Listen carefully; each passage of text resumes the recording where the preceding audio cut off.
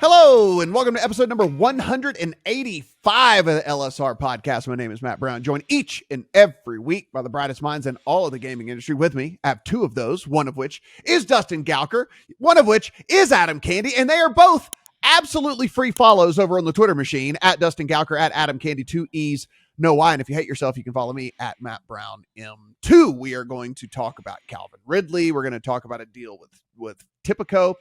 What's going on in Massachusetts. We'll get to some WWE stuff as well. And one of the co-owners of one of the big boys in the sports betting industry also had a couple cocktails and did some things on the old Twitter machine. So that is also something we will discuss. But as always, guys, everything we do absolutely free. So we do appreciate your support, which is also free, by just hitting that little 5 stars below down there and go ahead and subscribe.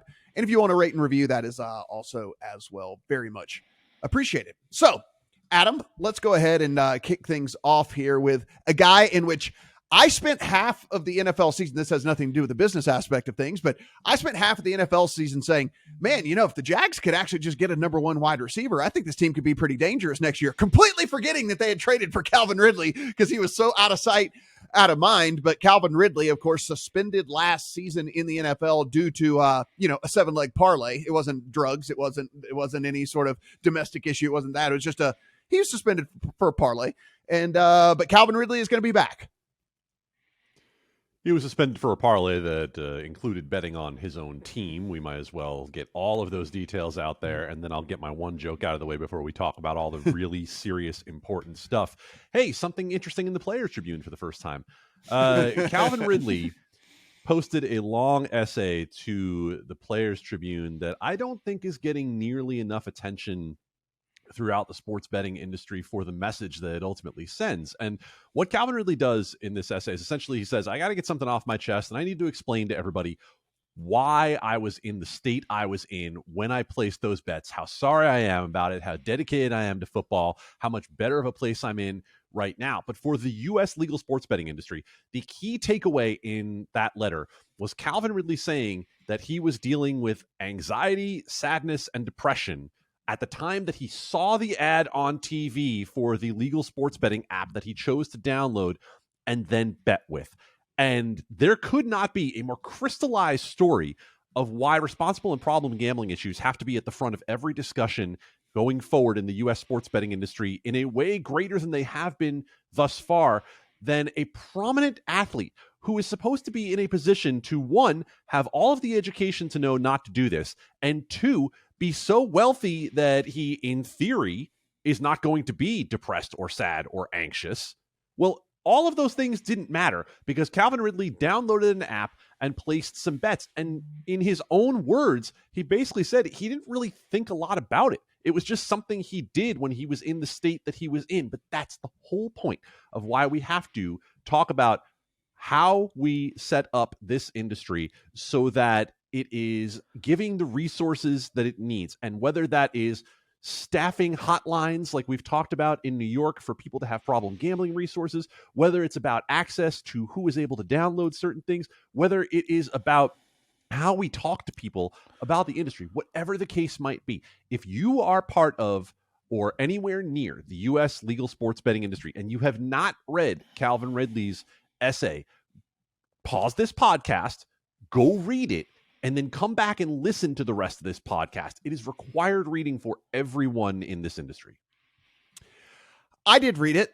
I don't have as big of a reaction to it as you do. I think that I think that Calvin Ridley got caught with his hand in the cookie jar, and there's a lot of excuse making that's going on with him. I mean, this is a guy that is, if you remember, before any of all this stuff went down, he was away from the team as it was anyway, because he was having other issues and stuff that were going on with him. And so I think it's a fairly easy kind of deal to just point to this and that and whatever. And, he was already away from the team because of issues that he was having and stuff that was going on and whatever. And so for me, I do think that there's a little bit of kind of like scapegoating going on here with him. And further, I also believe, listen, the same thing could be said, and I'm just giving kind of the devil's advocate approach to all of this, but I mean, like the same thing could be that you hear about retail therapy, you hear about whatever. I mean, like people can be bummed out and then get on Amazon and spend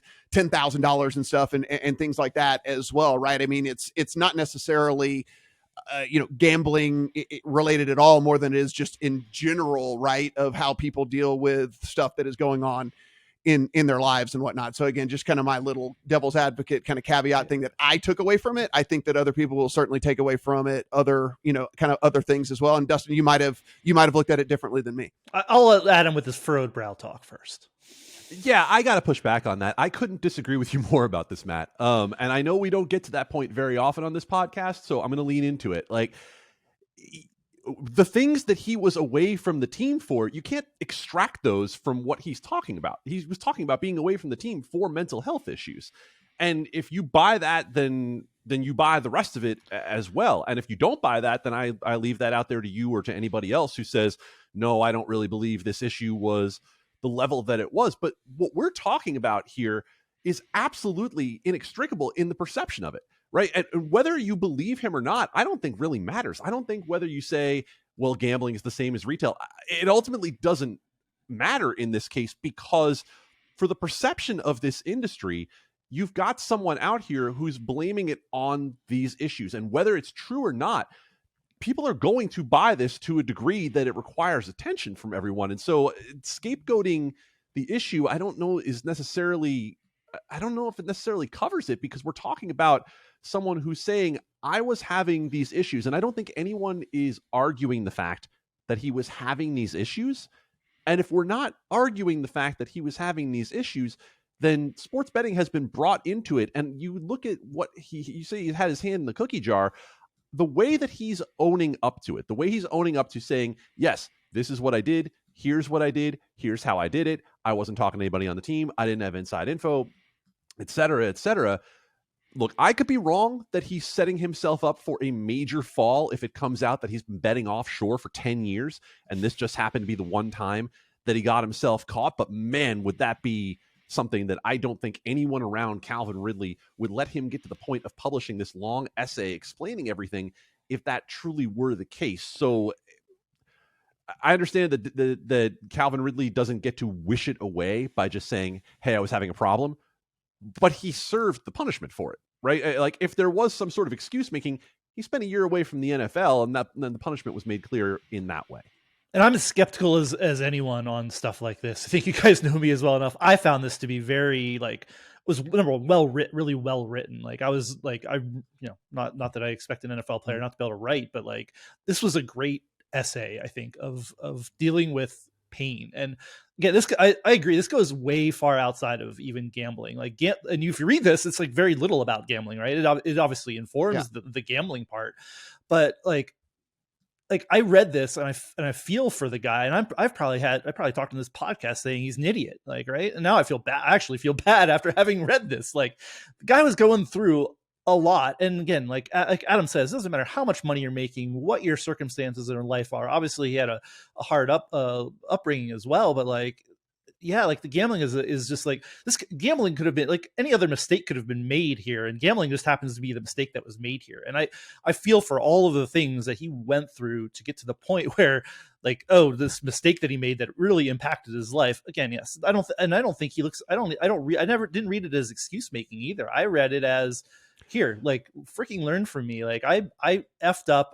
Here's the pain and everything that I went through that led me to this decision, or this very bad decision that screwed up his NFL career. I don't know. I felt it to be heartfelt. And again, I look at all of this stuff. I look at everything I see in anything around sports and usually turn a blind eye to it and think this is just garbage. And for whatever reason, this one hit home for me. And it kind of resonated for me. And I agree with Adam that anything that's going on, I think you should read this, and it is one of those things that anybody can get into problem. I mean, this is not necessarily problem gambling, but it's a gambling decision that really impacted his life. So it's not really, it's part and parcel, I think. I do say, agree with Adam, read the story and think about what gets people to the point where they make these bad decisions around gambling, or really any kind of thing that's a vice or an addiction in life. So I'm just highly skeptical of all this stuff. I'm not blowing off that there is an issue and stuff that is going on here. I think that the essay itself we don't know what the terms of his reinstatement were. This reeks to me of something that had to be done as part of his reinstatement into the NFL. This, like, all these different things, like we don't know any of that stuff. I've heard various things through the grapevine of, stuff like this and whatever, that it is, a fairly decent, it's fairly beneficial for the NFL as well, right? For a guy to come out, and it's basically kind of like a scared straight moment for, the rest of the NFL as well. Like, hey, don't let this happen to you type situations. I'm not blowing off that he was going through things and all the stuff like that, but the genesis of it all and all the things like that. Again, I'm skeptical. You guys aren't. It's fine. We can disagree on all the stuff like that and whatever. I mean, I think the overarching message, we get that it's still probably good, but again, it is what it is. Dustin, let's head to Tipico here. And this is a deal in which, I don't know, did it come out of left field for you? Pretty out of left field. Yeah. And again, if we do these podcasts right after things happen, I'd be far angry, and I'm still angry about this one, I guess. But yeah, so here's what happened. Just randomly, we got Adam and all of us got a press release from Tipico saying they are the quote unquote official sports betting partner of the 2023 MAAC MAC Men's and Women's Basketball Championships. So I think some of our listeners would probably have a hard time naming a school in the MAC, but even though Manhattan Jaspers, baby. and St. Peter's is a MAC school. Anyway, this was a weird one because literally everything we've been talking about on this podcast, I'd say, and in the sports betting industry in general, is let's stop finding ways for people to pick apart the industry. Let's stop. And one of those is doing college partnerships with colleges. Yes, this isn't directly a college partnership. This is with a conference and its championship, whatever. But let's stop that. We have bills in Maryland and New York now specifically addressing this and not letting it happen. We have, I mean, again, it just seems borderline nuts to me that we are just sitting here saying, "Oh, let's do deals between colleges and sports books." And we've only had a handful of these over several years now. And I'd say that probably points to the fact that we've had some restraint from both colleges and sports books from entering into more of these. We had the high profile one with Caesars and LSU. We have had Colorado and PointsBet and Maryland. There's been a handful of these out there, and I think everybody thought like, okay, maybe we shouldn't be doing these anymore. It was like maybe hindsight's 2020. Yes, we did these deals. Maybe we shouldn't do anymore. And then all of a sudden, Tipico, which we don't talk about a whole lot, but has a very small amount of in very few states, a very small amount of market share, comes out and just like blows this idea up and says, "Oh, we're going to do a college betting partnership." Like, there's nobody who thinks this is a good idea. Let's also add on to that. The MAC tournament is in Atlantic City, where you can't bet on this tournament or any of the teams in New Jersey. I don't know. Let's take apart the responsible gambling and regulatory part of this. This is inane. Like, you're going to sign up people at this tournament and they can't bet on the tournament. I guess they think it's going to get people betting on March Madness. I don't know. Like, again, hire any of us as a consultant and we'll tell you this was the most ham-handed idea in the world. And please, I implore everyone to stop doing these deals. So, Adam, if we take a look at this, and yes, we when the individual team stuff started coming out, we were kind of like, it seems like a slippery slope and whatever and all that. But at least if there was a league, we'll go to the LSU deal, right? For example, there's at least the SEC that is still like a regulatory body over LSU, to where they could come in and say hey man, what are y'all doing? Whatever, blah, blah, blah. But now when it's actually with the conference itself, it kind of takes away any sort of checks and balances type situation of someone kind of lording over that. It's just a very, very interesting deal when we're going from, which we don't even really love, the whole individual team thing. Now we're taking that an even step further, and it's over the entire conference. To me, it's so wild. This seems to be the rare deal where I don't really get what either side gains from it, right? What is the purpose of this partnership for either one of the entities involved in it? Dustin just laid out what the MAC, and we have to be very clear, it's not the MAC, it's the MAC, the Metro Atlantic Athletic Conference. Shout out to Fran Fraschilla and me going to the Manhattan Jaspers basketball camp when I was 14 years old. Best rebounder in the camp right here, as awarded by Fran Fraschilla. Thank you. I did not wager on any games at the time, not our camp games, MAC games throughout the season. And they're now talking about going and having people sign up for games they can't bet on there. So you lose the immediacy of being able to get people immediately into the app. You bring up the whole issue of not being able to bet on in-state teams like the St. Peter's run to the Elite Eight last year. And then on the other side of this, how much money would be enough if you were the Metro Atlantic to make this PR hit okay? Because I was actually literally about to ask you that. Is like, what do we think the terms are? Like what can the terms even be for this? Like, that's literally going to be my follow-up to you. Look, what, an equity stake in Tipico that'll be good for the next 2 years before they fold? Like, I don't know what the deal is. And by the way, this is not the only weird partnership news we've gotten from Tipico. I actually said to our colleagues in the chat that, they're kind of leading the league in weird partnerships right now. I think there was one with Topgolf, if I'm not mistaken, where one particular bar at a Topgolf in Ohio was named after Tipico. Like, it feels like we're dialing the clock back 4 years to when people were just throwing partnership money around. So this idea is regressive in multiple ways, right? It goes back to what I just said there. And also, as Dustin said, we talked last week about college campuses not being marketed to by sportsbooks seems to be the one place where everyone can get together on this. Maryland is going against the grain on this. New York is going against the grain on this. Senator Richard Blumenthal from Connecticut in the United States Senate is going against this. And then we get this deal sort of out of left field. And I'll punctuate my thoughts on this with one thing. So, Dustin, you talked about getting the press release. I also got the press release. We ran a story on that deal by the end of the day. I got the same press release pitched to me the next day saying, hey, if you guys are interested in covering this. So they're not even watching to see if they got the value out of the story. It's so, yeah, like you could give all this, like maybe they're playing 4D chess and like people are going to be talking about Tipico because of this. And no, they don't even know that we're talking about it. So that's, look, when I saw this, I'm just sitting here and the first thing that pops in my mind, it actually jumped. I know that the first thing that came to mind was like, oh, this is just like, what are they thinking? The first thing that popped in my mind was like, what could the financial terms of this be? Anyway, that was actually the first thing that came to mind. It wasn't even like, oh my God, I'm frowning upon this. It was more of the like, how many dollars can actually even be attached to this? Like, I don't even, I don't get it. Is there some sort of super secret, like multi-billionaire behind this that we don't know about?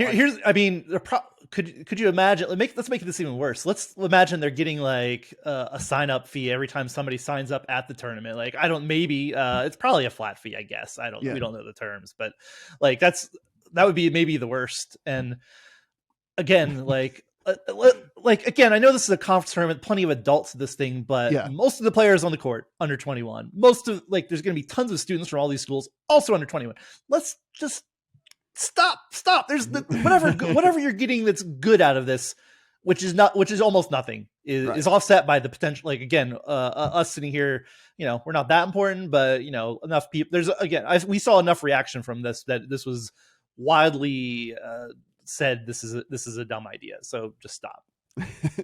Adam, we've been talking about Massachusetts, it seems like, for about 7 years on this pod and what's going on in the sports betting world with them. But we do know it is going to be launching. It's going to be launching any day now. And what are we looking at here from Massachusetts when we go live? Well, we're looking at it being tomorrow as we record here on Thursday, 10 a.m. Eastern launch time. We started this process, as you mentioned, sometime around the first Bush administration. And now we look at it and see that as we've gotten closer, it's actually been a dwindling number of sports books that are going to be ready at the launch. We're only going to have 6 that launch on day one. There are 10 that are approved. We already saw that 2 of them pulled back out entirely in Bet365 and PointsBet. And now we just found out this week that Better, the Jake Paul micro betting site, is going to be hopefully launching sometime in April, according to them. So we've had meetings damn near every day in Massachusetts, seemingly for like 2 months now. I think we've had the launch officially approved, although I've never really heard that it's definitely going to happen. Like the Massachusetts Gaming Commission has just sort of said, this is our suggested date, and we're going to meet damn near every day until the launch date comes up. And we might tell you at 9:59 tomorrow morning, hey, we're pushing it back, but it doesn't seem that way at this point, especially when you consider the fact that March Madness is about to start in earnest next week. RIP Northern Arizona Lumberjacks. Came close, guys. Good run. Yeah, Dustin, this was, I think, one of the, I'm not going to call it necessarily a shock because as things kind of played out or whatever, but, we did expect Massachusetts to have the interest of pretty much everyone in the industry. Then we start to see people just kind of pull out on their own as the process played out with, getting going there in Massachusetts. And, we're going to be launching. I think, if we would have guessed 6 months ago or whatever, a year ago, how many we're going to be launching, I think with far fewer than we probably would have put a number on. Yeah. I want to tip my hat to Mike Mazzio, who's been freaking aged probably 20 years while watching these Massachusetts sports betting hearings. God love him for sitting through all of this nonsense. There's a lot to unpack. Yeah, it's kind of, I don't know, I feel like it snuck up on us, but the whole sports betting industry has been a little wacko lately. We had all these meetings, and like Adam said, nobody actually said, like, oh yeah, definitely happening tomorrow. Maybe it doesn't. I guess we assume it's going to happen tomorrow. But off the heels of the Ohio launch, does Massachusetts over-index because of sports fans? Maybe. It's a smaller state than Ohio, but we saw the launch numbers over $1 billion in handle in Ohio month one.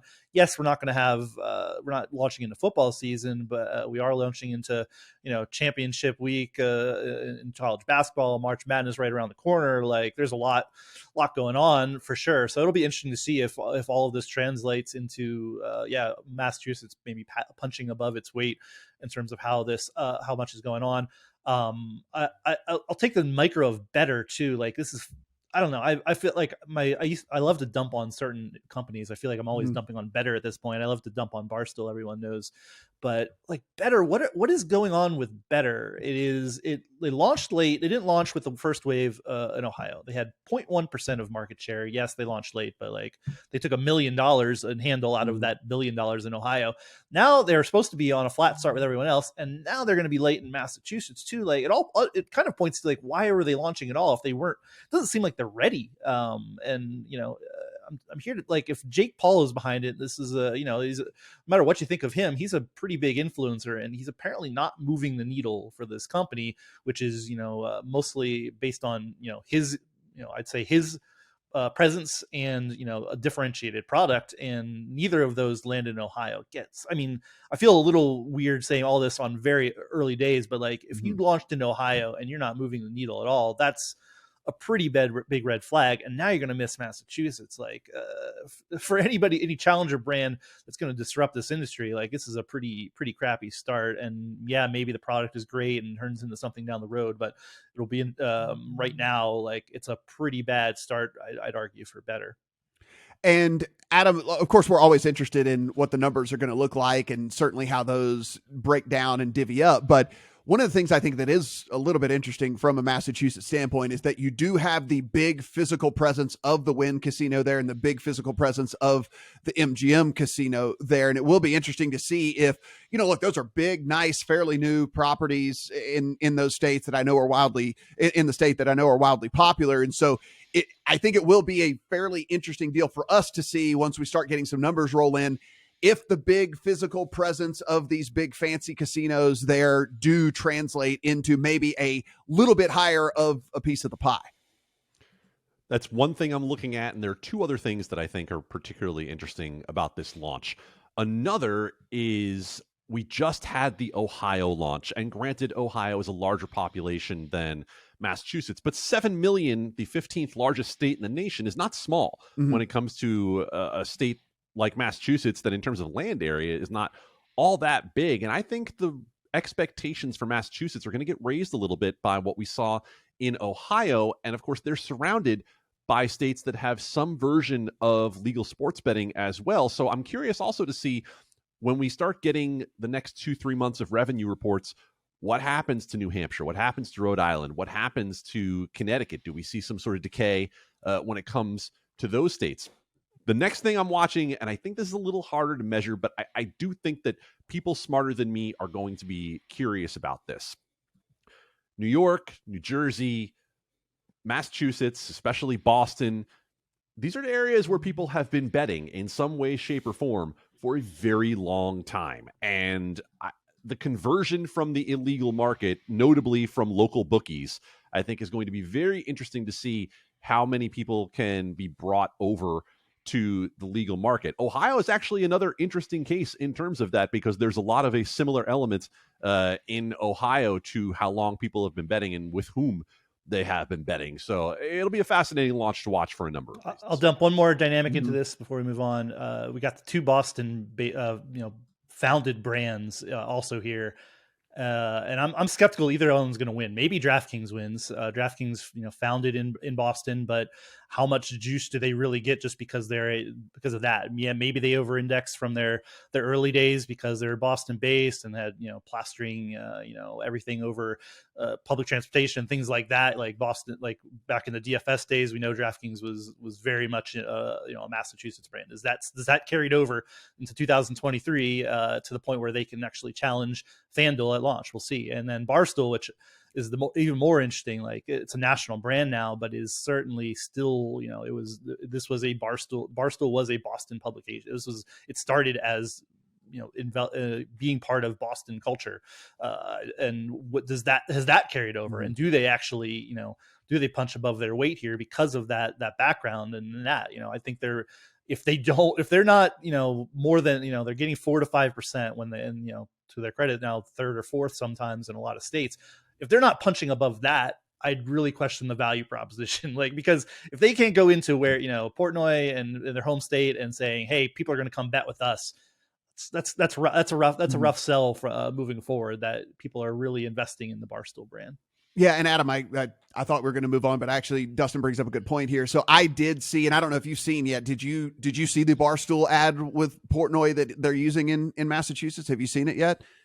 So it's very not Portnoy. It's like him leaning into the whole, like, hey, we're from here, we grew up here. It shows them like as young kids in this, like in their old, like, office that is like the size of a garage and all of some of that. So like, it is very non like shock and awe Portnoy. It's more the like, hey, we're Boston bred, like, whatever, look at us, we've been here for this long and whatever, and blah, blah. So it's like, it's a completely different tone from him and them as they get ready to launch in Massachusetts. So you're telling me that he does not walk up to the window of a diner, slap Mini Driver's number on it, and say, "How you like them apples?" He did not do that. Okay. He did not do that. It was interesting. It was I mean, like, I'm not gonna say a complete 180 from kind of the seems like where he wants to be and what he does, like in the outward facing persona, but like it's about a 120, right? I mean, like, it's just him kind of saying, like, humble beginnings. Here's us in this, office that whatever and blah, blah, blah. And yeah, it was a different tone from him for sure. And I mean, we'll see if it works, right? We'll see if it works. It feels like maybe Eric Nardini right off screen holding a gun to his dog's head or something like that to accomplish this. So I can't imagine that we see that persist for long. And does anyone really care? Like, that's the other question. Like, if people care about, like, when you're betting with a sportsbook, do you care that it's, I guess maybe you care it's local. I don't know. That does not feel like the narrative that's been that we've had in the U.S. so far. So I don't know. So actually, this is good. This is a great question actually for Adam, right? Because so Adam, you're from New York, and like we know, like New Yorkers are proud to be from New York, right? And I think it's kind of the same thing with people from Boston. Obviously, that we're from Boston. So I don't know. I guess my very uneducated, because I don't know, I'm from Louisiana, and it's kind of like, it's like if you're from North Louisiana, people from South Louisiana don't even think you're from the same state. It's like it's a whole different thing. So like for me, it doesn't really translate, right? So I don't know. You tell me, Adam, and like could that play, right? I mean, I know Boston people are pretty proud, right? Could you see them kind of like, hey, we're going to support our own or something like that? I think it's message versus messenger. And I don't know who that doesn't already know Dave Portnoy is going to be swayed by that, right? If you were already Barstool-centric, if you were already mass-centric, then yeah, I think you would be swayed by that. I'm gonna, you know what? He might be listening, so I'm gonna name another one of our old friends who used to work at Catena, and I always kind of wondered. Steve Ruddock had this soft spot for Dave Portnoy and Barstool that I always was kind of like, huh, that's interesting, and I do think a lot of it is that area tends to keep its own. And you would talk about areas that do that in the Northeast, New York, Boston, and Philly, and I mean anywhere else. Look, I'll put you up against them, right? Like I don't think Los Angeles stands like that. I don't think Miami stands like that. I can assure you, Shreveport, Louisiana does not. Like I can assure thank you for assuring me of that. Yeah, no, it could play. I'm just thinking to myself, if I'm someone in Massachusetts and I'm brand new to all of this, is that messenger with that message going to be what gets me? It could be. I don't think it's a terrible idea because the same thing would hold where if I didn't know Portnoy and I didn't know the background with Portnoy and I hear this guy saying, we're from here, we're of this, then maybe that does get me at least to download it in the first place. Yeah, it'd be interesting. And if Barstool beats FanDuel in month 1 in Massachusetts, I'm gonna buy Barstool stuff. Some swag. You'll have to do a podcast in one of the little Barstool hats. How about that? Yeah, all right, there you go. Because that's not gonna happen. So it's okay. well, we can throw it out there then, because then it are. So there we have it. Dustin, I do want to go to you. I mean, like, we talk a ton about Portnoy and whatever, and normally when we talk about other sports books and stuff like that, we're more talking about the business aspect of things. We're not necessarily talking about a spokesperson or anything like that, unless we're talking about JB Smoove, which we do talk about here on the podcast a lot. He's the greatest spokesperson that ever lived. But we did get an interesting little deal where we were talking about DraftKings for something other than an offerings or anything like that. Yeah, I don't know. It feels like everyone's lost their minds in sports betting right now. Like, it's the whole vibe of the industry right now is weird. It feels weird to me, and maybe that's just because I'm a little further removed now and I'm just watching it happen. And not as like I'm like it feels weird. So what we had last night is one of the DraftKings co-founders, Matt Kalish, comes out and I don't know. Is this we'll edit it for family? No, we have to say what actually happened. Okay, it's a family. This is factual reporting. So, he tweeted last night, middle of the night, and a bunch of us saw it, or like randomly on Twitter. I don't know. Fuck FanDuel with a little trash can next to it, and that's very weird. I think we can all agree. Like, was that meant to be a DM to somebody? Was that meant to be a text message to someone? It's certainly unprofessional to do that in a very public setting. I think we can all agree, and probably DraftKings and Matt in retrospect, who deleted the tweet later on, can all agree that this is what presage this like is like, I don't know. I didn't get a sense that there's this huge enmity between DraftKings and FanDuel anymore. Yes, they're 1 and 2, but like, what happened that's like who hurt his feelings, and like, why are we suddenly like F FanDuel? Like, yeah, I mean, I guess you get it from a competitive standpoint, like, but yeah, we're taking these little words in a tweet and unpacking it now. But that's what we do. It was fascinating to see it, and it stayed up for a little while, and then somebody's like, "Hey, Matt, get that down."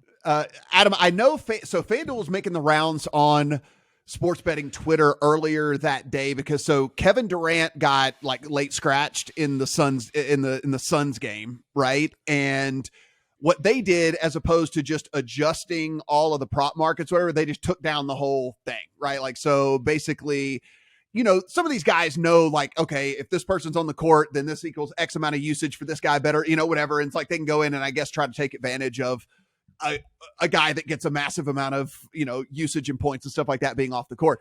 As opposed to them adjusting numbers, they apparently just took the market down. I know they were getting a ton of flack for that, and I don't know if just over the course of a couple cocktails or whatever, so, I don't know if that, like, whatever, but I know there was at least that was going on out there. But yeah, other than that, that's my only working hypothesis. Actually, that's all I've got.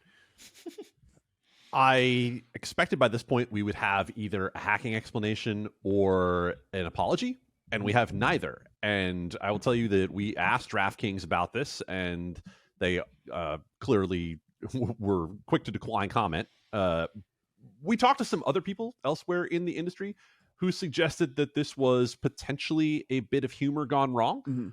We're talking about humor with a multi-million-dollar company, with a board of directors that I'm sure is probably not amused by such things. And we're also talking about a man who earlier this week, let's just call it what it is, like came into even more money than he originally had by cashing in some options that he had, and it's 8 figures worth of stock that is now in pocket. I am not going to even posit a reason as to why this would happen. I am simply doing the we report, you decide aspect of this to say, here are all the things we know as either fact or has been intimated to us.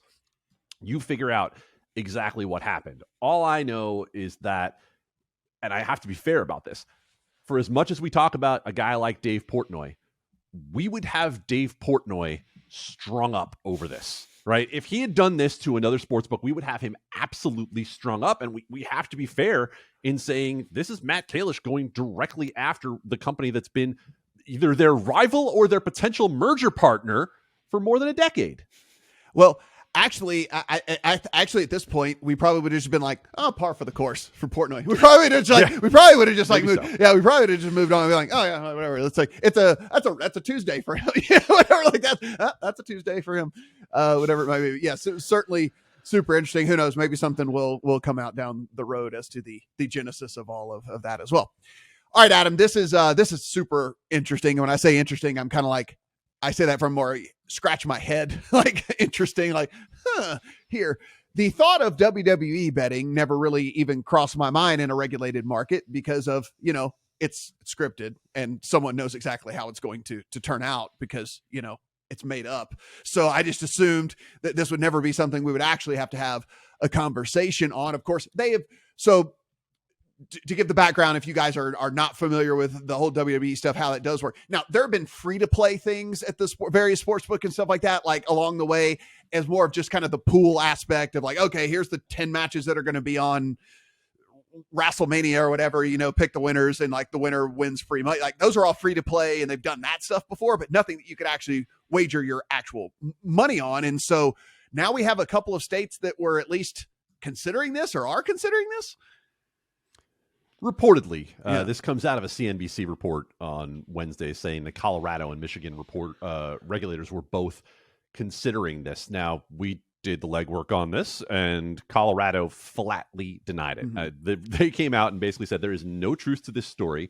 We have not considered it, and here's the process it would have to go through. Michigan gave us sort of a canned, this is the process we do for approving wagers. So they didn't really deny it, but Colorado flatly denied it. I got a good laugh, and I'm sure Dustin did as well, with our friend Alan Bowden from over in the UK, mocking Americans for clutching their pearls over the idea of WWE betting, saying that it's happened over there for quite a long time with low limits and so on and so on. The comparison that I want to make clear here on this is those who are talking about it in the same vein as the Academy Awards. Y'all, this is not the same as the Oscars at all. Not even close. Yes, it is something where the outcome is predetermined and some people know about it, but we're talking about hundreds of people in the Academy voting for things who are not all getting together to potentially fix the outcome on something for the purpose of winning a wager. When it comes to WWE, it is a small group of people writing the scripts for these things who could absolutely be influenced in that way. And typically one guy making the final decision too, because like typically it's kind of like Vince McMahon's got to put his like stamp on it at the end.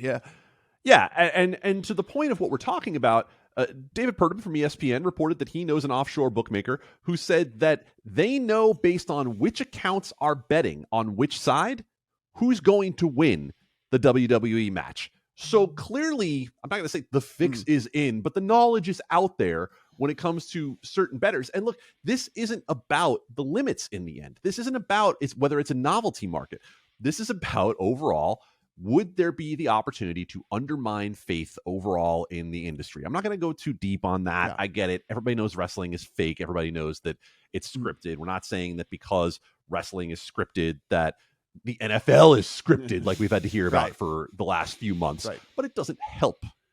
I agree. So Dustin, I guess, okay, let's play devil's advocate here. Like, would you have, would you lose your mind if, let's say, state X decided that they were going to do it, but it was $50 limits? There was no parlays, so you couldn't parlay 10 together to get whatever. It's literally singular betting. That's all that's available, and the limit was $50 per match. Would this be something that would bother you?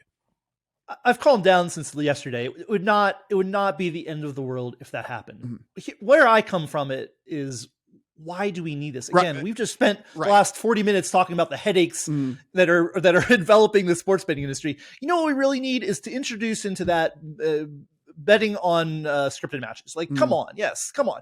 Again, yeah, we all see in Twitter and everywhere else in social media, like, people believe all these other sports are already scripted, and now we're going to have betting on things that are actually fixed. Stop it. Just stop. That's where it gets me angry. Yes, the low limits on it, whatever. What would this accomplish for anyone? Like, I don't know. We don't exactly know what the genesis of this is, but it appears to be WWE going around saying, like, oh, we're going to certify results, I guess, and keep it quiet, and trying to get a bounce from, like, get that bounce from, oh, people can bet on WWE across the US. Like, that's what it seems like. We don't really have a sense that, like, I guess sports books are going out there clamoring for this. I hope they're not. I just don't know what any of the, like, low limits. Like, we went through the Oscars, and it was kind of interesting because it was really early.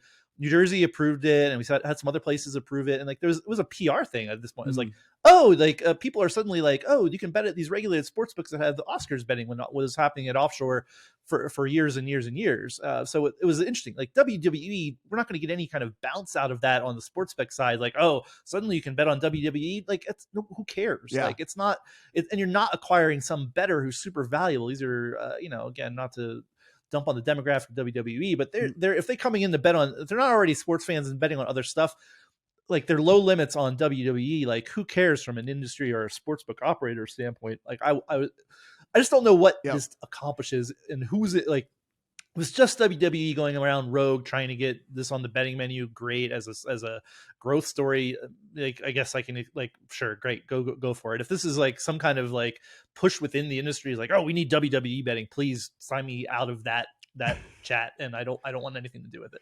Yeah, Adam, I mean, look, you follow the business side of even just the I'm not going to call it a sport, whatever, tangent, sport adjacent, whatever, with all that. So the first thing I thought about with all this is, like, this was certainly an inside job from WWE. We know that Vince McMahon has at least been having talks to try and sell the thing. We know that it is for multiple $1 billion that he is looking to sell the thing and all of that. And it seems like drumming up any sort of something that makes it seem more appealing, more attractive, more in the mainstream, more headlines, more Google searches, whatever it might be, is, look, love or hate Vince McMahon, and I don't know him as a person. He seems like he's probably not the greatest human being, but, like, I'm not going to, like, question his business acumen. He has turned grown-ass men who wear little tights and do a ballet out there into a multi-billion-dollar business. I am not going to question this guy's business acumen. So I assume that, he's probably pretty calculated, and it would not surprise me in the least bit if he thought that this would just be something that could boost the value of the sale price of this thing. That's an outstanding point about the timing of all of this, and the fact that, slapping sports betting onto an organization like WWE definitely feels like the kind of add-on that you say to someone interested in buying the company, hey, look, we've got betting on it too. And that's the carrot that's out there. So I can see that from the WWE perspective. I could see them wanting some of the partnership money that everyone has gotten their hands on at this point. From the other side of this, if you are, say, a DraftKings that already has pools on it, and you are looking to increase numbers for your shareholders in terms of saying how many app downloads we had last quarter, how many signups we had, if you're still trying to push that as opposed to how much those customers are betting, what their lifetime value is, then I could definitely see it from the operator side, as well as the opportunity to just boost that part of the numbers. So I'm not really questioning what I think the business case is on either side of it. Just ultimately, when it comes down to what should the legal and regulated market be involved in, I don't want to see these decisions made in a scattershot manner where it's just like, oh, now it's the Oscars. Oh, now it's WWE betting. This. Right. Have a philosophy. Yeah. Have an idea of what we should be doing overall. I know it's hard for regulators who are just trying to keep up with this brand new industry that's been around less than 5 years, and most of them are still trying to learn the ins and outs of all of it. Frankly, some of the people at the sports books are still trying to learn the ins and outs of all of it. But these little decisions that in their vacuum seem like they might not be a bad idea and seem like what's the harm? What could it ultimately do? They can have unintended consequences, and it just would like to see it considered in a more full form. Yeah. And Dustin, you brought up the Academy Awards and different things like that. I mean, like, look, I actually have pretty good faith in the process with the Academy Awards, because we have seen, just since it's been legal, a couple of different markets get a ton of steam only to end up not winning, like being wrong. So it's like, it seems like people thought they had inside information, which they did not. And all that. So like, I actually have some pretty good confidence in that being very, very tightly held and all that. I mean, but as Adam mentioned, I mean, the difference is when we're talking about the WWE is that it's a room of 10 people sitting around who are just making the decision themselves, going to the one guy who puts the stamp on it. Like there's a lot of ways that this could leak out and get out and whatever. And by the way, you know who else has to know how the thing goes? The wrestler themselves. Like they have to know what goes on there. So like they've got friends and they've got whatever and all. Like they have to know what they're doing when they get out to the ring. So it's not even just the people in the room. The wrestlers have to know too. So there's just a lot of different ways that this can just get wonky. Yeah. And like I'd wait for the day when the script leaks and somebody goes off script in the middle, or like, oh, we put out the fake script. Like, yeah, like again, Montreal screw job, y'all. we need that part of it into the betting industry. Like we need a hole in the head. Like, come on, like, right. we don't need it. And yes, I think Adam said it. Like this is not the Oscars. This is not draft betting. This is not the, like, stop equating these things. Yes, predetermined. It has nothing to do with, what is not an actual sporting event. It's like, I mean, it's almost like betting on TV shows, I guess. Like, again, happens offshore, apparently happens in the UK too. Like, we just don't need that. We just don't need that smoke right now when we're dealing with all these other issues and people just, like Rad said, people just trying to wrap their heads around it. Let's not introduce chaos into what is already something that's very fragile right now.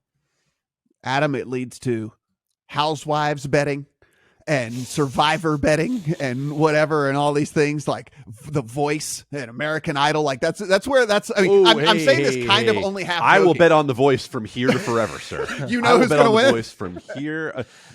I'm betting on which coach. No, it's great. You can bet on which coach's team will ultimately win, right? I am so in on that. See, I mean, but again, just throwing out some things like you said, Adam. It's like, okay, so you say okay to this, and then it's like, then someone says, well, what's the harm in this? And then what's the harm in this? And then what's the harm in this? And the next thing you know, it's like we're betting on whether Nene is going to rip someone's hair out on Housewives this week or something or whatever. And it's kind of okay. I was going to say, are you talking about Nene or Nene? Oh, I don't know. Very different people. I'm sorry. Very I different don't know people. I don't know what her. I don't even know. No, I'm talking about Nene from the NBA, dude. Oh yes. All right. I thought you were. I was like, oh, I actually don't really know her name. I thought it was. No, it's a cross. Okay. This is clearly a crossover episode of the LSR pod. Also, one last shout out. You cannot bet on the next Disney CEO on regulated sportsbooks. Stop sharing that nonsense into my timeline. Yes. Also, yes. This is truth coming from Dustin. If you want to ask whether you can actually bet on it, you can just tweet him at Dustin Gouker, or you can ask Adam at Adam Candee, 2 E's, no Y, if any of these, markets are actually available anywhere in the United States. So you can do that. And by the way, we have great resources here, people. If you want to write articles or you want to do different things like that, got some really good resources. If you want to really make sure that you're buttoned up before you hit submit on that thing. That's just a little piece of advice out there. If you want to follow me because you hate yourself, at Matt Brown M2, and of course everything we do here absolutely free. So your support is absolutely free as well. If you just hit that subscribe button down below, or give us a rating and go in, give us a little review as well. Do appreciate that. Adam and staff have everything over at legalsportsreport.com, so you can get the full in-depth version of everything that we talk about here on the pod. For Adam, for Dustin, I'm Matt. Talk to you guys next week.